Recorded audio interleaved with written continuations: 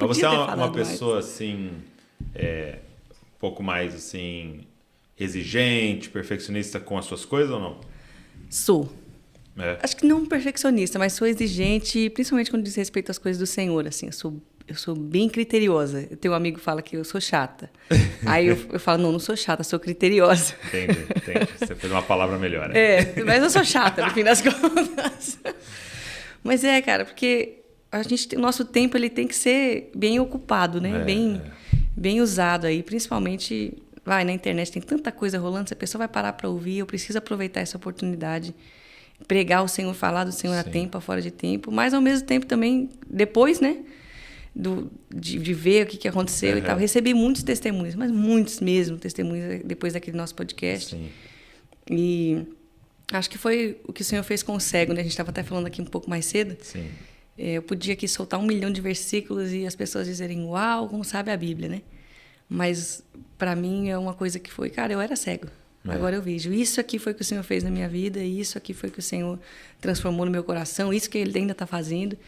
Então, eu tenho descoberto essa ferramenta do Espírito Santo. A forma de pregar, né? Muito mais do que uma palavra que é sabida, que é vivida, mas que ela é vista, né, na nossa vida e as pessoas podem dizer, eu também quero isso. Eu percebo isso de forma muito clara, assim, tem pessoas pregando que falam tudo que você já sabe, entendeu? Mas algo começa a queimar dentro de você quando ela está falando daquilo, porque ela é a mensagem, né? A vida dela vem acompanhada. Então, fala, poxa, a gente precisa falar de Jesus para as pessoas. Aí o cara começa a contar para você do que ele fez ontem no restaurante falando de Jesus. Aí você fala, cara, eu já sabia que tinha falado de Jesus para as pessoas, Sim. mas agora vem acompanhar de carne, né? E eu acho que essa é a parada de Jesus, né? Encarnar, né? O verbo encarnado, né? Então, por isso que eu acho que o testemunho é tão poderoso, né? Quando você compartilha. E eu queria começar com você, antes de te dar toda a oportunidade de falar de Jesus, mas falando de Jesus. A grande diferença do podcast do primeiro para hoje se chama John, né? Sim. Nasceu o John. Quando a gente gravou, você não estava nem grávida, né? Que faz mais de 1 ano. E acho que não, né? Não estava. No mês seguinte eu engravidei. E é um grande testemunho, né? Porque eu lembro que você compartilhou sobre não poder ter e algumas questões relacionadas à fertilidade. Então. Sim. Tanto eu quanto meu esposo, né? O Daniel. É verdade. Daniel teve câncer, também. né? E aí, com toda a questão do tratamento, cirurgias que ele precisou fazer, mais a quimioterapia, os médicos falam para ele, olha, você nunca vai poder ter filhos. No seu caso, é sua adoção. E eu, desde os 14 anos, que eu lutava aí com endometriose, adenomiose, mioma, síndrome do ovário policístico. Escolhe uma coisa, né? Endometrioma. Eu tinha Sério? tudo. Cara, foi triste. Eu cheguei a marcar 3 vezes cirurgia para retirar o útero. Chegava na semana, os médicos falaram, não, olha, você é muito nova, vamos tentar outra coisa. Então, eles tentavam só manter o meu útero dentro do corpo para não precisar retirar todo o aparelho reprodutório, né? Porque... Tem outras tipo repercussões, assim, né? Questão hormonal e tudo mais. Mas passei por vários tratamentos. Fiquei de menopausa química, me induziram a menopausa química com um remédio para câncer de próstata na época, que era experimental. Eles falaram, vamos tentar para manter o útero aí no corpo e tal. E no fim deu certo, fez efeito, mas aí fiquei com essa menopausa química aí uns 4 anos, quase 5. Mas era isso. E tinha todos os sintomas. Os sintomas. Meu Deus do céu, era terrível. Porque uma coisa é você estar mais velha e, né, ter passado pela vida, outra coisa é você ter 18 anos e com menopausa, né? Tipo, você tá lá com aquele calorão e, pô, o que foi? Não foi nada, me deixa, né? Caramba. Mas foi bem puxado, assim, na época. E fiz todos esses tratamentos, assim, então já fazia 10 anos que eu não tinha um período normal, né, das mulheres, não tinha menstruação nem nada. Só que aí, desde que a gente casou, a gente tinha uma certeza, assim, de que o Senhor faria, a gente sempre soube. A gente sempre soube. Quando o Daniel me chamou para conversar, antes de me pedir em noivado, né? Ali naquela semana, assim, uns 4, 5 dias antes de ele me pedir em noivado, ele me chamou para jantar, para comunicar um pouco comigo, assim, dizer, olha, Deus falou comigo, você é minha esposa. E eu falei com ele, ó, beleza, Deus falou comigo, você é meu esposo e tal. E aí ele me falou, foi muito engraçado, que ele falou para mim assim, olha, eu só preciso que você saiba uma coisa que é importante antes de avançar, né, antes de pedir em casamento, antes de a gente casar, qualquer coisa assim, eu não posso ter filhos. E aí eu desatei de rir, cara. Eu ria na mesa e ele, Tio, o que você vai fazer? E eu falei, cara, eu também não. É nóis, né? Tipo, beleza. E aí a gente combinou, não, topa adotar? Topa. Então pronto. Então qualquer coisa a gente adota. De qualquer jeito a gente tem a adoção no nosso coração, mesmo que o Senhor não tivesse nos dado filhos naturais. Mas ali a gente soube, não, a gente crê que o Senhor vai fazer. E aí isso foi 6 de outubro de 2021. A gente está em 2023. Aí a gente, beleza, a gente casou no 19 de março de 2020. Foi 2020, então, isso. É, 2020, isso. Eu casei em 2021. Isso. E aí, a gente casou e eu fazia, todos os meses, eu fazia o teste de gravidez. Porque eu fazia, cara, porque como eu não tinha um período, eu pensava, o dia que Deus fizer um milagre, eu quero saber rápido. Porque demora a barriga crescer, demora até o bebê mexer e tal. Então eu falava, não, eu quero saber logo. Todo mês eu fazia o teste de gravidez. Todo mês eu fazia. E aí eu me lembro que a gente casou em março, em abril, no meu aniversário, o Senhor me deu uma palavra em Isaías, que diz, Isaías 66, né, que diz, olha, não teve força, sem nem ter feito força, deu à luz ao menino. E aí eu falei assim, o que o senhor está falando, né? Porque sempre, é engraçado que para mim, sempre no meu aniversário, acho que até cheguei a comentar um pouco sobre isso no outro podcast, né? No meu aniversário, eu tiro um período, é quase como a virada do ano para mim, é mais do que a virada do ano para muita gente, para mim é no meu aniversário. Que eu sinto que o Senhor sempre está trocando ali de ciclo, tem uma coisa nova para me falar, eu sempre vou ali. E nesse dia o Senhor me deu essa palavra e eu não entendi nada, eu falei, como assim? E ele falava sobre isso, né? Sobre o Senhor humilhar os seus inimigos e ele dar força para nascer e antes mesmo de fazer força nasceu um menino e eu não entendi. Eu falei, tá bom. Fiquei com essa palavra e aí passou um ano, quando foi em janeiro, era 17 de janeiro, a gente tinha ido ministrar na Flórida. Ah, não, antes, eu preciso voltar. Essa história é meio longa, mas é boa. E foi agosto. Agosto a gente estava num culto na casa do pastor Rafael, o apóstolo Rafael Conrado. A gente estava lá, todo mundo adorando e tal. E ali a presença de Deus e paz. O Senhor começou a falar muito comigo e eu comecei a liberar um espontâneo. E era como se fosse o Senhor falando com as pessoas que estavam ali, né? E obviamente comigo também. Os teus esforços não me compram. Você quer me conhecer? Vem descansar.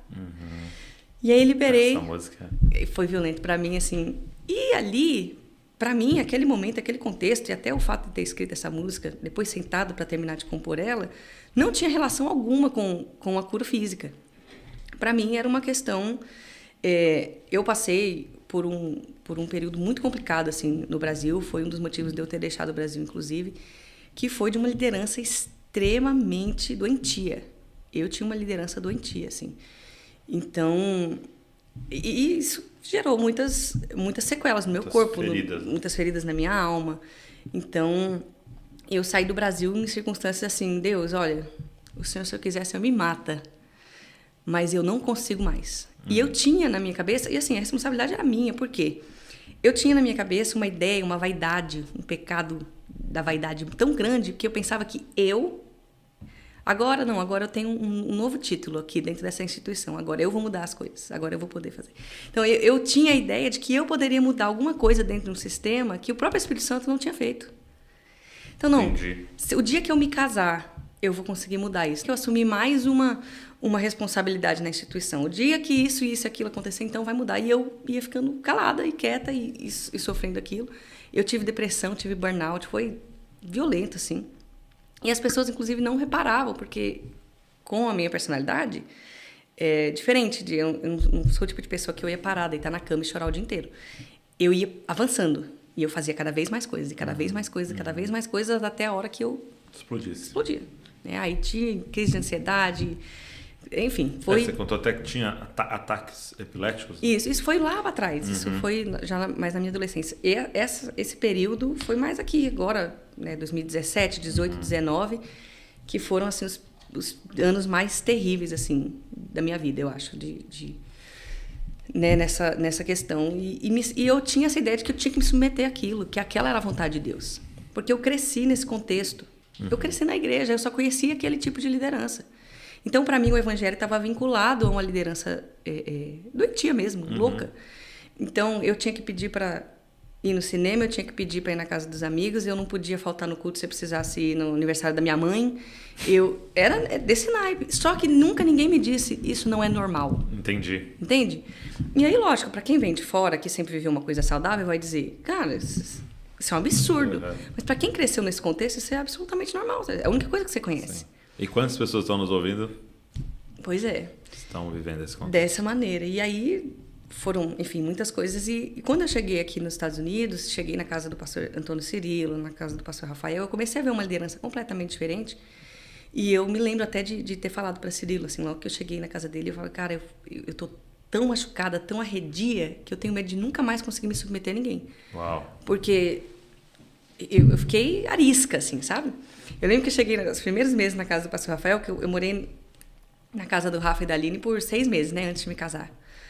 E eu descia, assim, às vezes, e o Rafa, cara, um homem de Deus, a Aline, uma mulher de Deus, eu via na casa deles isso. Mas ele tinha frases e falas muito parecidas com o que eu ouvi antes. Ah, é? Então, eu brincava assim, né? Eu falava sério, mas naquele tom de brincadeira. Então, ele falava assim, eu quero que os meus filhos vão mais longe do que eu quero que... Você ouvia isso lá? Eu ouvia, porque a fala é muito bíblica, Douglas. Assim, a fala de um sistema manipulador, ela é bíblica. O problema é que você não vê, é o que Jesus fala a respeito dos fariseus. Faz tudo o que eles falam para você, só não imita o seu estilo de vida. E aí...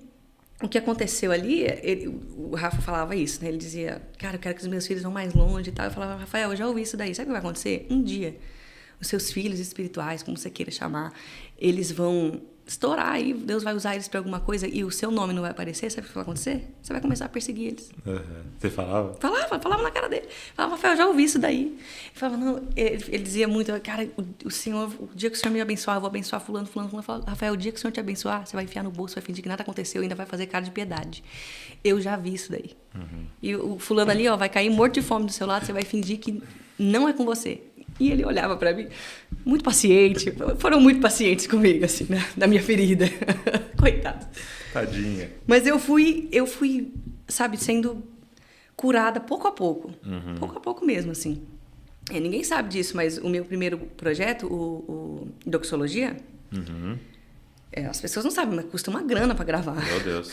Um álbum, né? E eu não tenho contrato com gravadora, nunca vou ter, porque é a maneira que eu decidi andar diante do Senhor, não ficar presa com ninguém e tal, mas ninguém sabe que quem pagou metade do projeto foram eles. É mesmo. A gente estava na mesa um dia e ele nem sabia quanto era. Ele falou, eu compartilhei do projeto e falei, olha, o Senhor tem colocado no meu coração, vou gravar um álbum de doxologia que é para ser um devocional e tal, sabe, a pessoa entrar no quarto e mergulhar na presença e tal. Ele falou assim, tá bom, vou pagar metade. E eu falei, e ele não sabia quanto era? Ele nem sabia quanto era. Vou pagar metade. Vou pagar metade. Depois ele falou, cara, eu fiquei numa saia justa, né? Porque o Senhor mandou eu pagar metade e agora o Senhor manda o dinheiro, né? Mas eu comecei a ver o contrário, entendeu? Eu comecei a ver o oposto. E aquilo foi curando meu coração. Eu me lembro que quando eu lancei a primeira música, o single Nada Mais Satisfaz, a gente estava na casa do Rafa mesmo, era um dia de culto, e tinha lançado, e ele, lançou, saiu a música e tal. E eu nunca tinha vivido aquilo. Eu nunca tinha vivido alguém celebrar comigo algo que Deus tinha me dado. Era sempre debaixo de uma coisa do tipo, olha, cuidado, porque o orgulho vai subir no seu coração e eu vou monitorar o teu orgulho, tá entendendo? Era muito louco isso pra mim. Então, eu não sabia lidar com elogio, eu não sabia lidar com as pessoas, porque era tudo, eu precisava diminuir, porque senão, imagina se um dia eu fizer uma coisa que foi uma boa coisa e aí a perseguição é certa, entende? E dentro, no contexto que era chamado família. E ali eu me vi naquela reunião, as pessoas assistindo o vídeo, adorando e celebrando o que Deus estava fazendo através da minha vida. Aquilo para mim foi, chega ao meu coração, eu me emociono, né? Porque eu não tinha vivido, eu não sabia o que era aquilo. Eu não sabia o que era poder celebrar coisas que Deus estava fazendo. E é muito doido você falar disso, porque... E com uma nação inteira cantando canções que Deus tinha te entregado. Exato. Né? E você não tinha vivido isso. Não. Isso era muito louco. Então, cara, eu entrava em estúdio, era debaixo, vou te falar assim, debaixo de briga. Se eu fazia um espontâneo, é porque eu queria aparecer. Não é, tipo assim, não é brincadeira. E eu queria que fosse, mas não era. Por que você fez esse espontâneo? Por que você falou isso? Por que você... E eu ficava... Eu vivia tensa, eu vivia travada, eu não ria, eu era uma pessoa amarga, eu tinha me tornado uma pessoa muito amarga. Então, isso foi me afundando, né? E aí todo mundo olhava e, ai, que bênção, né? Glória a Deus. E eu, cara, glória a Deus, Deus fez muitas coisas através disso. Mas Deus sabe como eu tava, qual era o estado da minha vida, né? E ali na casa do Rafa, o Senhor foi curando muito meu coração através dos meus irmãos, gente, normal. Coisa simples, né? Coisas, gente, de comer junto, de ir no churrasco, de dar risada, de rir, de poder comer.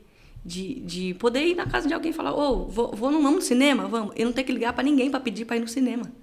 Entendeu? De não ter que... E inicialmente você se sentia culpada? Tipo assim... Eu senti estranho. Dava a impressão que estava fazendo uma coisa errada? Porque... Sabe depois que você jejuou e aí você vai comer? Nós estamos fazendo uma coisa errada. Cara, pensa, 24 anos de crente. Em 24 anos de crente, você fala... Eu vou na casa de um irmão, de uma irmã, eu vou lá conversar e eu não vou pedir para ninguém, meu Deus do céu. Senhor, e agora? Será que pode? Será que não vai cair um raio na minha cabeça? Será que... Sabe? Então, assim, era complicado, sabe? Sim. E aí o Senhor foi curando o meu coração. Quando foi em agosto, eu sentei, tinha feito esse espontâneo e sentei e falei, cara, o Senhor tem algo aqui. Foi, inclusive, a última palavra que eu liberei no Brasil para uma equipe de louvor, que eu liderava no Brasil, foi Cantares capítulo 1. Quando a Sunamita vai dizer, né? Beija-me com os beijos da tua boca, melhor o teu amor do que o vinho e tal. E ela começa a dizer, não olha para mim, eu tô morena, eu tô queimada do sol, porque os meus irmãos me obrigaram a cuidar da vinha. A vinha que era minha, eu não cuidei. E aquela foi a última palavra que eu ministrei. Depois o Senhor me enviou aqui para os Estados Unidos e eu vim, assim, literalmente de um dia para o outro. O Senhor falou comigo dia 24 de dezembro. Dia 25 eu fiz uma mala com uma calça jeans, 3 camisetas e vim. Aproveitei que tinha milhas. Foi um milagre, assim. Tudo que o Senhor fez foi um milagre. Mas eu vim literalmente de um dia para o outro. Eu desfiz do meu apartamento, entreguei a chave do apartamento para minha irmã e falei, dá tudo. Não sei quando eu volto, não sei se eu volto, não sei como é que vai ser. Eu só sei que Deus está mandando eu tô indo. E fui. E fiz o que era bíblico, né? Mateus 18, deixei lá o que precisava ser feito e vim. E aí, cheguei muito arrebentada, né? Então, essa tinha sido a última palavra que eu tinha ministrado lá. Estava no meu coração, sentei no piano e compus A Tua Mesa Cura. Porque eu me vi, de repente, cercada de irmãos, de família. Eu não tinha agenda, porque, lógico, veio a pandemia e eu mesma não queria saber. Cara, eu não queria saber. Eu nunca esqueço um dia, eu tinha ministrado na Bahia, da Bahia eu fui para Minas, de Minas eu fui para Atibaia. Quando chegou em Atibaia já não tinha voz, eu estava acabada. Assim, tinha sido 3 semanas, eu estava morta. E eu lembro que eu deitei assim na cama, as lágrimas corriam assim, e eu falava para Deus, eu não quero essa vida. Não é essa vida que eu quero. Se não foi para isso que o Senhor me chamou. O que eu estou fazendo? Sabe? Eu estou indo numa agenda atrás da outra porque alguém marcou e disse que Deus disse para ir. Mas Deus não falou comigo. E essa era uma das coisas muito comuns. Deus só fala com você se Deus falasse com o outro líder antes. Costura o véu, entendeu? E muita gente vivendo isso, eu estou inclusive falando isso, se você está vivendo isso, quero dizer para você, não é normal, não está certo, não está certo. Óbvio, tudo que Deus fala conosco, a gente joga na mesa, entre irmãos. Mas nunca pode ser um cara, uma mulher falando, olha, Deus está mandando você fazer isso e acabou. Isso não passa pelo julgamento do corpo de Cristo, né? É bíblico que se julguem as profecias. E ali, sentei para compor e compus, né? Tanto que eu trabalhei, tanto que eu me desgastei, tanto... E aí eu fui reconhecendo meu próprio pecado. Por que eu fazia tudo isso? Era a minha vaidade, sabe? Era a minha vaidade me enredando na loucura dos outros, sabe? Na manipulação dos outros. De que, cara, eu não sabia minha identidade e, de repente... Não, então, qualquer coisa que dissessem que eu era, eu aceitava. Não, então agora você é uma ministra, você vai profetizar, então tá bom. Agora você vai cantar isso, tá bom. Então eu cantava falas pré-moldadas. Muitas coisas, inclusive músicas, melodias que eu coloquei, tem letras que hoje em dia eu não concordo. Que eu vou olhar e eu falo, cara, eu não concordo com isso aqui. Sim. Eu cantei, eu pus uma melodia nessa letra, mas eu não escrevi essa letra. Essa letra aqui, não. Isso aqui eu não enxergo na escritura, entendeu? Então tem coisas que né, enfim... Glória a Deus. O Senhor não perde nada. Não. Mas hoje não faria. Faria diferente, lógico. Mais velha, quase 30 anos nas costas, a maturidade vai chegando. Uma hora a gente aprende. Uma mãe. Uma mãe. Mas aí sentei para compor e assumindo o meu próprio pecado, me arrependendo diante do Senhor. Então, não só como uma vítima. Não, porque não é só uma questão de tipo, olha, me fizeram isso. E realmente me fizeram. E amém, cara. Glória a Deus, estão perdoados. Inclusive, quero deixar isso claro, assim, porque as pessoas escutam a gente falar e automaticamente pensam, ai, fulano tá ferido. Não, tô ferido. Não tem ferido. Mas eu preciso ajudar outros que estão feridos a serem curados. E que estão sendo feridos. Né? Sendo feridos. Então, eu sou capaz de perdoar os meus ofensores porque Cristo me perdoou na cruz. Então, tá todo mundo perdoado, tá todo mundo liberado, ninguém me deve nada.